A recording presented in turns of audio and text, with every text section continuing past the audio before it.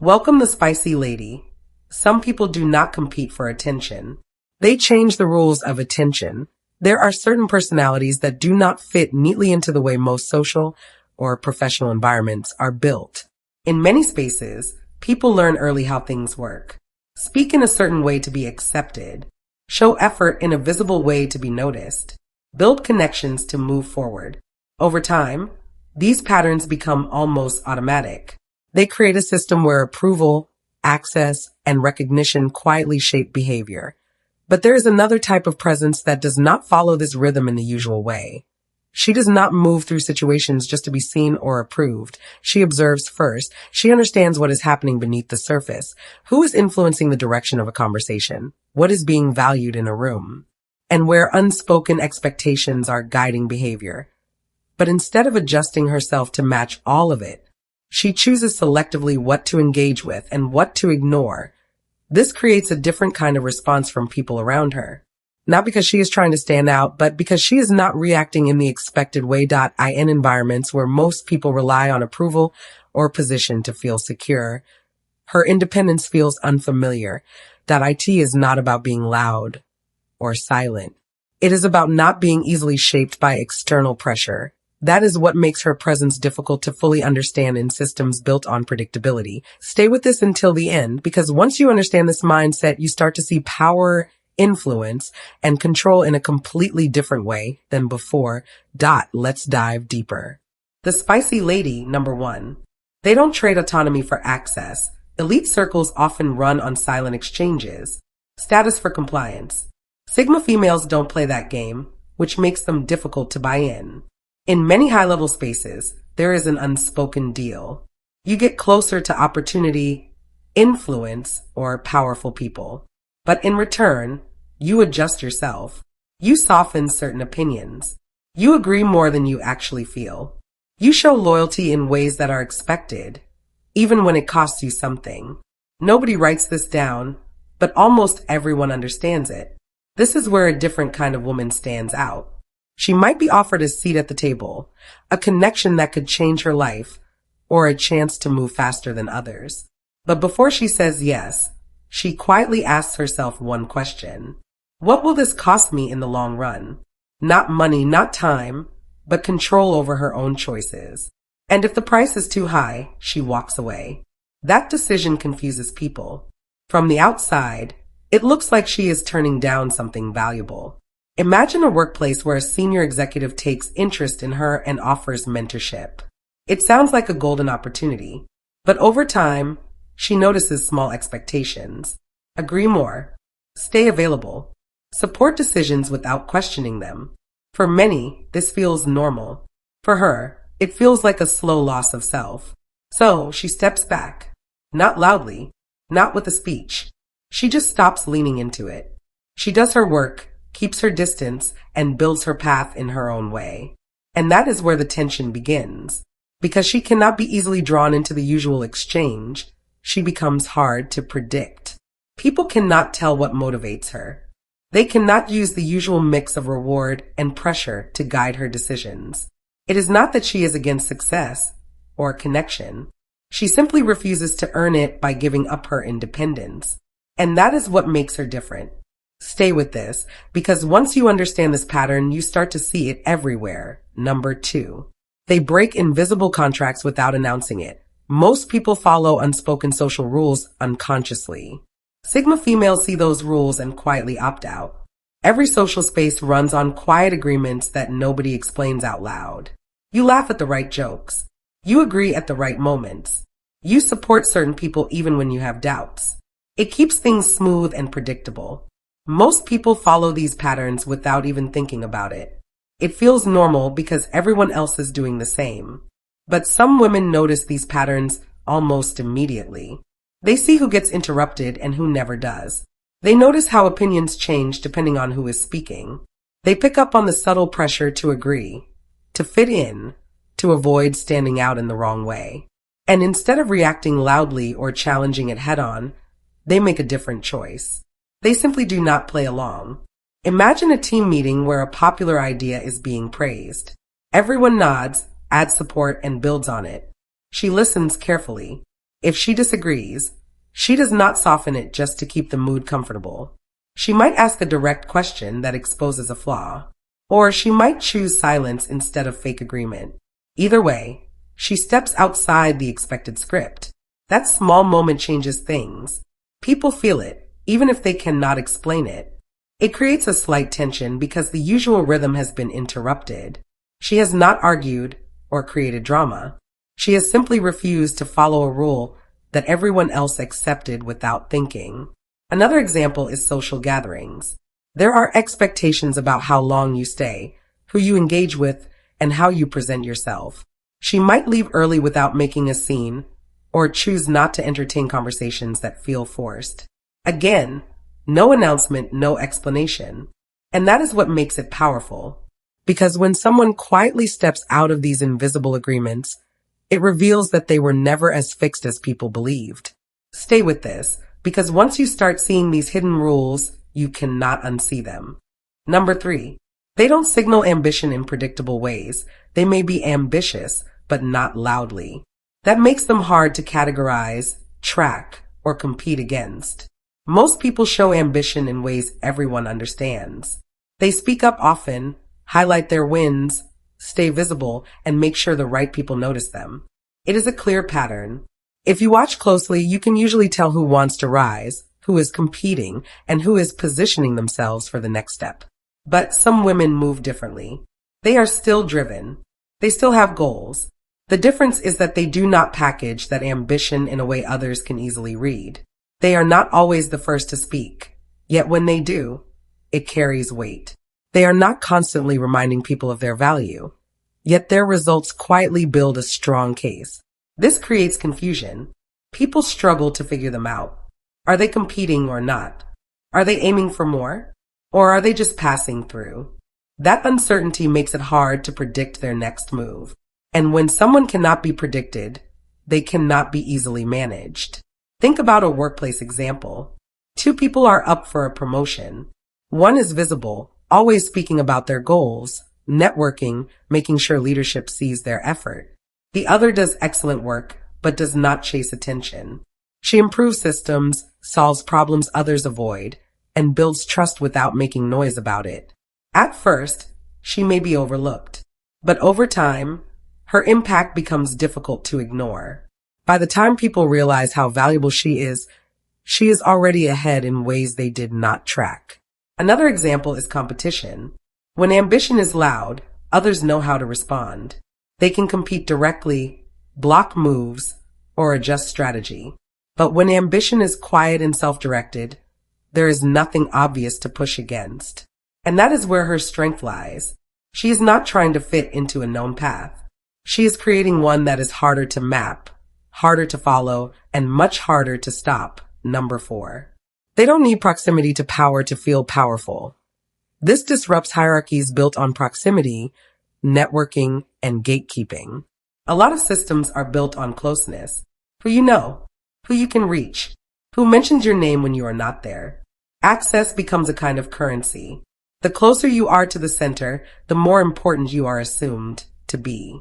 People adjust their behavior to stay in that circle. They attend the right events, maintain the right relationships, and protect those connections carefully. But some women do not measure themselves that way. They can sit at the same table as influential people and not feel the need to attach their identity to it. And they can also walk away from that same table without feeling like they lost something important. Their sense of direction does not come from being close to power. It comes from knowing what they are building and why. This changes the dynamic in a quiet but powerful way. Imagine a social circle where everyone is trying to stay connected to one key figure. Conversations are shaped around that person. Opportunities flow through that person. Now imagine one woman who engages when it makes sense, but does not orbit around that center. She builds her own connections, focuses on her own work, and does not treat proximity as an achievement. At first, it seems like she is missing out. But over time, something interesting happens. While others are waiting for access, she is creating her own leverage. While others are trying to stay included, she is becoming someone others seek out. Another example is in career growth. Many people believe being close to leadership is the fastest path forward, and sometimes it is. But it can also create dependence. If that connection weakens, so does their position. She avoids the trap by building skills, credibility, and independence that do not rely on a single gatekeeper. That is what makes her different. She does not reject power. She just refuses to borrow it. And once you understand that, you start to see how much of the system depends on people believing proximity is everything. Number 5, they reject urgency culture. Elites often operate on controlled urgency. Sigma females move at their own pace, which resists pressure tactics. In many high-level spaces, speed is not always about efficiency. It is often about control. Decisions are framed as urgent. Messages come late at night. Deadlines appear suddenly. The pressure is subtle but constant. Move fast, respond now, decide quickly. And if you hesitate, it can look like weakness or lack of commitment. Most people adapt to this rhythm without questioning it. They rush replies. They agree before thinking things through. They take on more than they can handle just to stay relevant. Over time, this pace becomes normal even when it drains clarity and good judgment. But some women choose a different approach. They pay attention to the difference between real urgency and manufactured urgency. If something truly needs immediate action, they handle it. But when the pressure feels artificial, they slow down instead of speeding up. They think. They ask questions. They take the time needed to make a solid decision. This can feel uncomfortable to others. Imagine a situation where a decision is pushed as critical. Everyone is expected to agree quickly so things can move forward. She listens, processes the information, and says she will respond after reviewing it properly. No panic, no rush. Just calm control of her own pace. That moment changes the dynamic, because urgency often works as a tool. It reduces the time people have to question things. It pushes them into agreement before they fully understand what they are signing up for. When someone refuses to be rushed, that tool loses its power. Another example is communication. A message comes in late expecting an immediate response. Instead of reacting instantly, she responds when she is ready and clear. Not out of disrespect, but out of intention. She values accuracy over speed, and that is what sets her apart. She understands that pace is power. If someone else controls how fast you move, they influence how you think. By choosing her own timing, she keeps that control. Number 5, they don't attach identity to roles. Titles, labels, and positions don't define them, making them harder to contain within systems. Most systems run on labels: manager, founder, assistant, influencer. Once a label is assigned, expectations follow. People begin to act in ways that match the role they carry. A manager is expected to lead in a certain style. A junior staff member is expected to stay within limits. Over time, the role stops being just a function and starts becoming an identity. But some women never let that happen. They can hold a position without becoming it. They understand what the role requires, but they do not let it define how they think, speak, or move. This makes them harder to predict because they are not acting from a script tied to a title. Take a simple workplace example. Someone gets promoted and suddenly changes. They speak differently, behave more carefully, and protect their position at all costs. Their decisions start revolving around keeping that title. But she does the opposite. She steps into the role, does what is needed, but stays grounded in who she is outside of it. If something feels wrong, she questions it. If the role no longer fits, she is willing to walk away. That freedom creates a different kind of presence. Another example is social identity. Many people introduce themselves through what they do. Their job becomes their main story. But she can sit in a conversation and not lean on any label to define her value. She does not need a title to feel solid in who she is.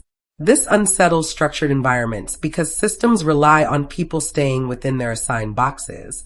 It makes things easier to manage, easier to predict, easier to control. But when someone refuses to be reduced to a label, those boundaries become weaker. It also changes how others relate to her. You cannot simply appeal to her position or status. You have to engage with her as a person who thinks independently of the role she holds. And that is where her strength lies. She can step into roles and step out of them without losing herself. Number 6, they notice power dynamics others ignore. They see who interrupts, who defers, who controls narratives, and adjust accordingly. Every room has a pattern even when nobody talks about it. Someone speaks and people listen closely. Someone else speaks and gets cut off halfway. One person can make a suggestion and it is accepted immediately, while another has to repeat the same idea 3 times before it is taken seriously. Most people sense these things, but they brush past them and focus on their own role. She does not. She watches carefully, not in a suspicious way, but in a focused and aware way. She notices who interrupts and who gets interrupted. She pays attention to who people look at before they agree. She sees who controls the direction of a conversation without speaking the most. This awareness gives her an advantage that is hard to teach. Imagine a meeting where ideas are being discussed. Instead of rushing to speak, she listens first. She notices that one person influences the room more than their title suggests. When she finally speaks, she directs her point in a way that connects with that person's thinking. Suddenly, her idea lands stronger than it would have if she just spoke into the noise. Another example is in everyday conversations. There is always someone who tries to steer the narrative. They frame situations in a way that makes them look right or important. Most people either accept it or push back emotionally. She does something different. She listens to how the story is being shaped and calmly introduces facts or questions that shift the direction without creating conflict. This is not manipulation. It is awareness. Because when you understand how influence actually moves, you do not waste energy fighting the wrong battles. You position yourself in a way that makes sense within the moment. That is what makes her presence stand out. She is not reacting blindly. She is reading the room in real time and adjusting with intention. And once you start seeing these patterns for yourself, conversations begin to feel very different. You stop focusing only on what is being said and start noticing what is really happening underneath it. Number 7, they are internally referenced, not externally calibrated. Decisions come from internal standards, not trends, applause, or pressure. Most people move through life using outside signals as a guide. What is trending? What gets applause? What people around them approve of? It feels safe because you get constant feedback. You know when you are accepted and when you are not. Over time, that feedback starts to shape decisions more than people realize, but some women operate from a different center. Before they decide anything, they check in with their own standards first, not what will impress others, not what will be easiest to explain, but what actually aligns with their values, their goals, and their sense of direction. This does not mean they ignore advice or feedback. It means those things are considered, not followed blindly. This creates a kind of stability that is hard to shake. Imagine someone choosing a career path. One option is popular, respected, and guaranteed to earn approval from family and peers. The other is less understood, maybe even questioned, but it fits who she is and what she wants long term. Many people will choose the first because it comes with immediate validation. She is more likely to choose the second if it feels right to her, even if it takes longer to prove itself. Another example is social pressure. Trends change fast. What people praise today, they criticize tomorrow. Someone who relies on that approval is always adjusting, always trying to keep up. She does not move like that. If something makes sense to her, she sticks with it even when it is not popular. And if something feels wrong, she steps away even if everyone else is doing it. This does not make life easier. In fact, it can feel isolating at times, but it makes her decisions stronger because they are not built on shifting opinions. They are built on something more stable. When challenges come, she does not panic or change direction quickly. She reviews her choices, adjusts if needed, and keeps moving. And that is what makes her different. She is not waiting for the world to tell her who to be. Number 9, they don't escalate, they disengage strategically. They conserve energy instead of trying to win every conflict. Most people are taught, even without realizing it, that every disagreement needs a response. If someone raises their voice, you raise yours. If someone challenges you, you defend yourself immediately. If tension appears, you fix it right away or prove your point until the other person understands. It feels natural because it looks like control. But some women don't operate that way. They understand something most people miss. Not every conflict deserves energy. Not every argument is worth the cost of attention, emotion, or time. So instead of escalating situations, they quietly step back from them when it makes sense. This is not avoidance. It is selection. Imagine a conversation where someone is trying to provoke a reaction. They push buttons, twist words, or try to pull you into defending yourself. Many people fall into the trap because they feel the need to be understood immediately. But she notices the pattern early. She realizes the goal is not understanding, it is reaction. And once she sees that, she stops feeding it. She might respond calmly once, or she might not respond at all. Sometimes she simply changes the subject or ends the conversation without drama. From the outside, it looks like nothing happened. Internally, she has already moved on. Another example is workplace tension. Someone makes a subtle remark that is meant to undermine or provoke competition. Instead of turning it into a bigger issue, she chooses where her energy goes. If it does not affect her goals directly, she lets it pass. Not because she is weak, but because she understands that constant reaction drains focus. This creates a different kind of strength. People who escalate everything often end up exhausted, emotionally and mentally. They win moments, but lose clarity. She avoids that cycle. She knows that control is not always about response. Sometimes it is about restraint. And over time, this makes her harder to destabilize because when someone is not dependent on reacting, they are not easy to manipulate through pressure or conflict. She does not try to win every situation. She chooses which ones are even worth entering. Number 10, they expose fragility by existing, not by attacking, but by simply not conforming. They highlight how much of power depends on compliance. Not through confrontation, not through argument, not by trying to prove anything, just by being consistent in who they are, even when the environment expects something different. Most systems look strong on the surface. They have structure, hierarchy, and confidence. People speak in certain ways, behave in expected patterns, and follow unwritten rules that keep everything stable.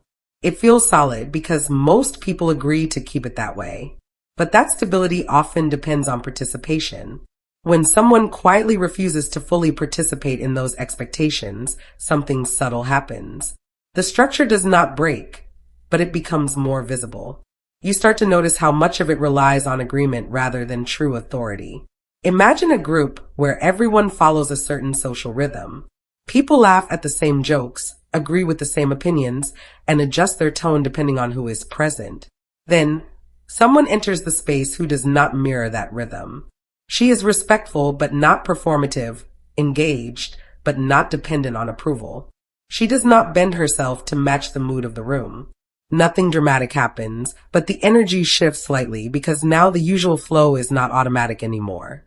People become more aware of how they are speaking, what they are signaling, and why they are reacting the way they do. The system is still there, but it is no longer invisible. This is where fragility becomes noticeable. Not because anything is being attacked, but because compliance is no longer guaranteed. And many structures depend on that quiet agreement to function smoothly. Another example is leadership environments. Some authority only feels strong when everyone responds to it without question. But when someone responds thoughtfully instead of automatically, it reveals that influence is not absolute. It is negotiated in real time through behavior and response. She does not challenge the system directly. She simply does not mirror it blindly. And that is enough to show that much of what looks like power is actually sustained by agreement. I end final words. True power is not loud. It is unmovable. When you look closely at everything we have discussed, one idea becomes very clear. The women often described as Sigma are not feared in the dramatic sense people imagine. They are not creating chaos or trying to challenge authority directly. Instead, they represent something far more difficult to deal with. They do not rely on systems in the way most people do. In spaces where influence is built on approval, access, timing, and predictable behavior, they stand out because they do not fully depend on any of it. They can participate, but they are not owned by participation. They can engage, but they are not shaped by engagement, and that changes how everything around them feels. People often misunderstand this as rebellion, but it is not rebellion. It is independence that does not announce itself. It is the quiet refusal to be fully defined by expectations, roles, or reactions. And because of that, they are harder to read, harder to predict, and harder to influence through normal patterns. The real tension is not fear. It is uncertainty. Systems feel comfortable when behavior is predictable. When someone does not fit into that predictability, it forces others to adjust how they think, speak, and respond. That is why their presence stands out so strongly, not because they demand attention, but because they do not rely on the usual structures that give attention meaning. And here is the deeper truth. This is not about gender alone. It is about a way of moving through life that does not depend on external validation to stay steady. Once you understand this, you stop seeing power as something people hold over others. You start seeing it as something that comes from not needing what most people are constantly chasing. Thank you for watching, and God bless you.